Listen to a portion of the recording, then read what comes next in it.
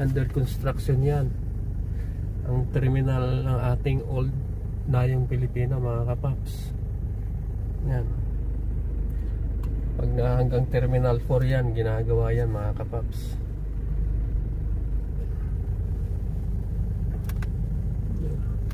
Ano, yung backhoe, yan, tuloy-tuloy ang gawa.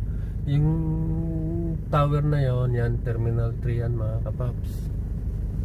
Terminal 3 yan, dugtong nga doon sa terminal 3. Kaya tuloy-tuloy ang construction ng airport natin sa terminal 2, pati terminal 1, mga kapaps. Ating mahal na kababayan, ito'y na ano na po, kay Ramon Ang ng San Miguel SMC, yan, mga kapaps.